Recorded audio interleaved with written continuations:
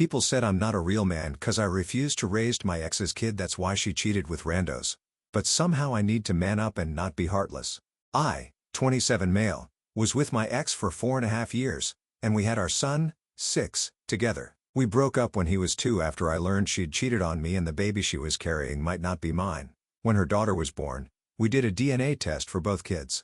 My son was mine, which I felt I knew anyway, but it was also confirmed her daughter was not mine. She doesn't know who her daughter's father is, and I was asked by her, her parents, and her sister to raise her as mine anyway so the kids would be brought up the same. I said no. We weren't married, so it wasn't like I was the assumed father, which made it easier for me to just get 50% custody of my son and focus on being a dad to him. Things between us aren't good, and I don't play a role in her daughter's life. Exchanges are done quickly, and I don't engage when she tries to get me to interact with her daughter or asks me to consider including her. I have sent emails to keep documented proof that I am staying civil, but I don't want her daughter in my care, and I have communicated this with her. Mostly, it's not too bad. But lately, she has been upping her efforts to get me involved in her daughter's life and to take her daughter on as my own. She even confronted me in public space and told me her daughter cries when her brother leaves and wants to run up and hug me. But since she knows I wouldn't be okay with that, she keeps her daughter away. She said it kills her. She also said her little girl didn't choose this, and she knows she messed up. But her daughter cries so much over me. She asked if I could see her as our son's sister and love her as my daughter for his sake if not for hers. I told her I don't care. I did not make her daughter, and I will not be responsible for raising her daughter. I told her to put the work into finding her daughter's father and to leave me alone.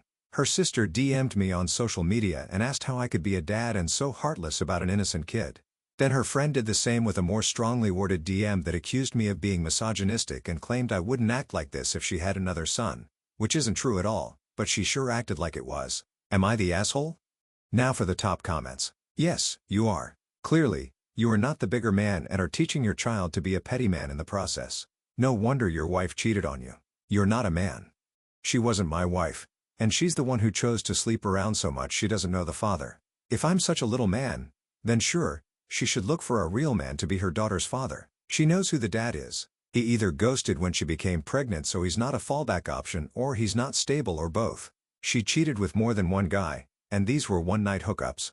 So it's very easy to believe she doesn't know from my side. It makes it worse for me because she put us all in danger with that. As long as you are prioritizing your own child's well-being, you are not the a-hole. It may be tough for the ex's daughter, but that's not her responsibility. Focus on your own family. Based on the timeline provided, this little girl wasn't even born when Opie left and is at most 4 years old now. She doesn't know Opie, so any expectations she has about Opie are coming from her mother, assuming this drama about the little girl crying and wanting to hug him is even true. My money is on it being pure manipulation. The ex must be encouraging this and is actively harming her daughter in doing so. I'm sure there would be some tears and fear of missing out no matter what. It's still a little girl whose big brother is off doing something without her. But it sure sounds like the ex is making it so much worse. We can all feel sorry for the little girl while recognizing that any sorrow she feels is 100% the fault of the mother and not ops issue to fix and not ops issues to fix. However, would anyone be surprised if the mother wasn't going out of her way to ensure the daughter is unaffected? Whether through omission or commission, she's making it worse than it needs to be. Opie, your mantra is if you feel angry about the girl's circumstances, please direct your anger to whoever put her in that situation. I had no role in that. Don't name the mother. Just make the situation clearer. Then block, block, block. If necessary, return to court if the mother keeps violating boundaries. I wonder about that too. She doesn't have to bring her daughter to exchanges. She doesn't have to let her go undetected if I go by her house to pick my son up. I've tried to find ways to stop this girl being present, and it doesn't work. So that's on my ex. Next story. Am I the a-hole for walking my sister down the aisle and saying I wouldn't do it for the girl my parents adopted? My parents were best friends with a couple named Ben and Kathy. They had a daughter who was a year younger than me. Growing up, she was horrible, especially to me.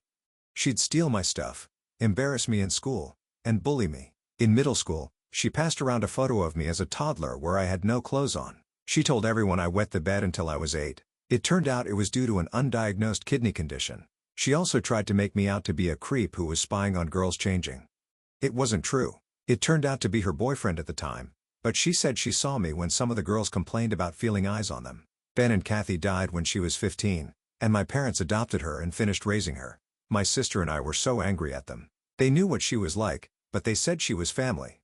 And they'd promised her parents that we should love and be there for her. After the death of her parents and being adopted by mine, she changed and suddenly wanted to be close to my sister and me, but we wanted nothing to do with her. Our parents put us in therapy and punished us for ignoring her, but we were angry with them too and went no contact when we went to college. My sister is 2 years younger than me. We're still very low contact.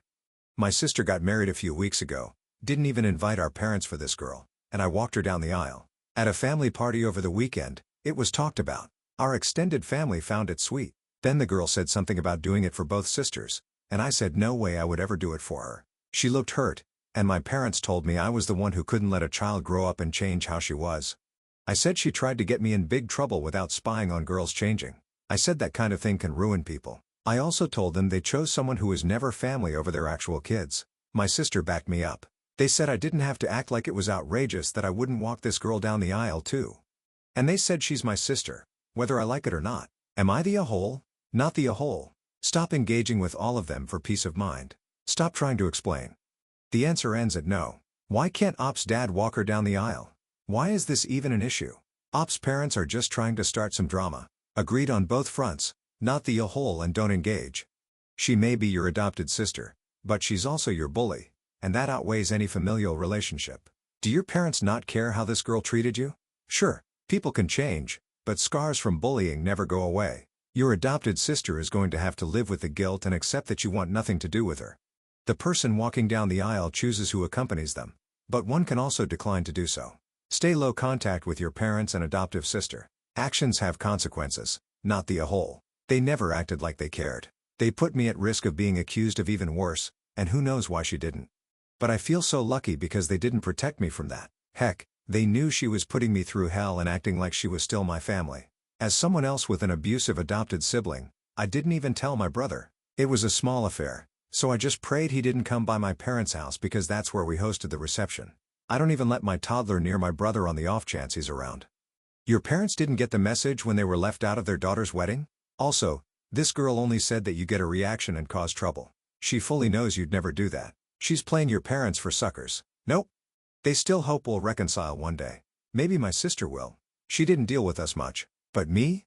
Never.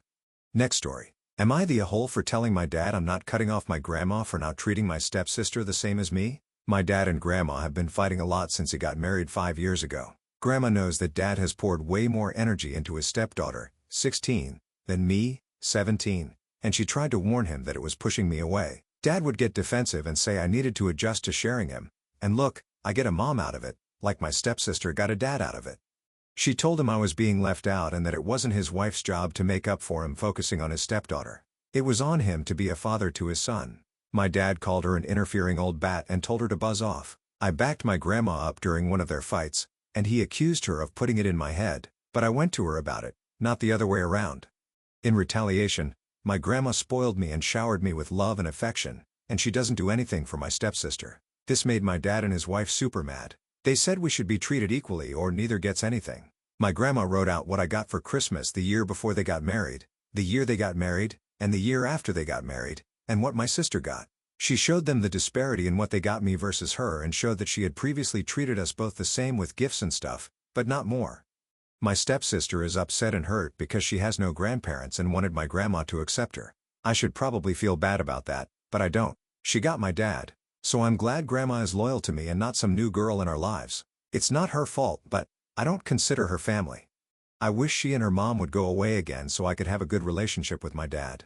But my dad is crazy about his wife and stepdaughter, so it won't happen. I spend a lot of time with grandma because of everything. This annoys my dad. He said I should be loyal to my family, and I told him I am. He said he meant my sister and the family we have at home. I told him I don't have a sister. I live with a random girl, but she is not biologically his daughter nor legally his. I told him I'm not going to let her get everything while I get nothing.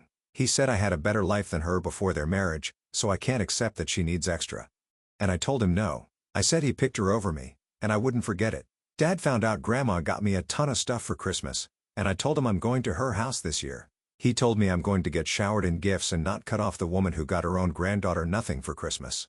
I said I'm not cutting grandma off for a stepsister I didn't ask for and don't care about. I don't care if she doesn't treat us the same because at least someone is picking me over her. I told him this all goes back to him, tossing me aside the very first chance he got and prioritizing stepkid. He told me he was disappointed in my lack of empathy, and I told him he disappointed me in his failings as my dad. Not his stepdaughter's dad, but mine. Am I the a-hole? Not the a-hole. Your dad just trying to shove his new family down your throat, which never works. I don't know why parents think it will. Is your mom in your life? Can you go live with her? Mom isn't in my life, so I can't live with her. Hopefully, after a year, you can move in with your grandma full time. Not the a-hole. Seriously, what did he expect? If I were you, I'd be asking Nana if I could move in with her. He's being unreasonable. And just because he may have had a better life than her before the marriage is irrelevant. He shouldn't be pushing his own son out for another man's child. That's absurd. I'm glad you have a strong bond with your grandmother. I miss my Nana every day, and she's been gone for decades. Please stick to your guns. Any parent that chooses a partner over their own children is a selfish a-hole. He expected way too much and still doesn't get it, but he never will. He doesn't want to, so I'll deal with that reality. Your dad sucks as a parent. I'm sorry he's treating you like this. Go live with your grandma. You're old enough that even if he calls the police, they won't make you go home. I'll stay until I'm 18 just to make sure there isn't any legal issue with me moving. I'd hate to make my life even more sucky, even if it's just for a short period until I'm 18.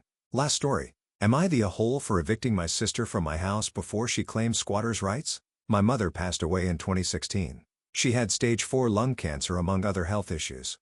My older sister, who had been distant, finally stepped up and handled our mother's hospice care during her last year with us. I had bought a house and put my mother's name on it so she would have a home in her older age. Needless to say, my sister got power of attorney while our mom was in hospice and created a will for her. I told my sister, who was staying with a friend, that if she needed a place to live, she was more than welcome to stay with me. I made it clear that this wasn't a permanent arrangement and that she would eventually need to move out. I also told her she could decorate as she liked to make herself feel at home. But I asked her to leave certain areas like the backyard and kitchen to me. My goal was to make her feel comfortable while she was staying with me. Life happens, and I know not everything goes as planned. My sister is a cancer survivor and has had complications after recovery. At one point, she had to be on bed rest for a few months, so I made sure she was comfortable and didn't have to worry about anything. During that time, her daughter also moved in to help her recover. My niece has been living in New York City, but her lease was ending and they asked if she could stay with me temporarily while she figured out her next steps. When my sister first moved in, I helped her find a few jobs. We live in a bigger city, and she didn't know anyone here. However, she's had about 6 or 7 jobs since moving in, and none of them worked out for her. From what I've gathered, there's always some kind of drama with her managers or co-workers. Eventually, I had to stop finding her jobs because I started losing friends over it. Now to the heart of the issue. Last year in December 2023, I let my sister know that my girlfriend and I wanted to take our relationship to the next level, and I asked if she could please find a place to live by spring 2024. I thought she understood me, but by spring, I realized that wasn't the case. When I asked if she had found a place to live, she was shocked. Then she became angry, saying she felt like I was kicking her out. She also brought up my house, claiming she was owed a portion of it because our mother's name was on it. After I got her to calmly talk to me, we discussed things further. She eventually agreed to look for a place within the next 6 months. This was in March 2024. I told her I would help her with rent money and moving costs to make the transition easier for her. When she asked about the timeline, I said 6 months should be plenty of time to find a place and move out, but I asked her not to make me wait another year. This is now December 5, 2024. She texted me this morning saying, "What if I can't find a place by 15th? What do you want me to do? And how am I supposed to pack in 2 weeks?" I didn't check in with her weekly about her search for a place, but I figured she was an adult who could handle it. If she had asked me about storing some of her things here until she got settled, I would have said that's fine. I didn't expect her to move everything in one go. So am I the a-hole here? It'd be more useful to consult a lawyer for legal advice rather than moral advice here. Find out if your late mother's ownership passed to your sister, as well as how squatters' rights work in your area. Apologies for not mentioning that my house has a joint tenancy with the right of survivorship deed. I was giving my dying mother a little peace of mind. Dude, she hasn't been looking for anywhere else to live. You've given her a year now, and she still hasn't gone anywhere because she has no intention of doing so. You need to find that shiny spine and tell her to get the heck out now. She has taken advantage of you for long enough. If we were kids, I definitely would have dragged her out of my room by now. I've softened up.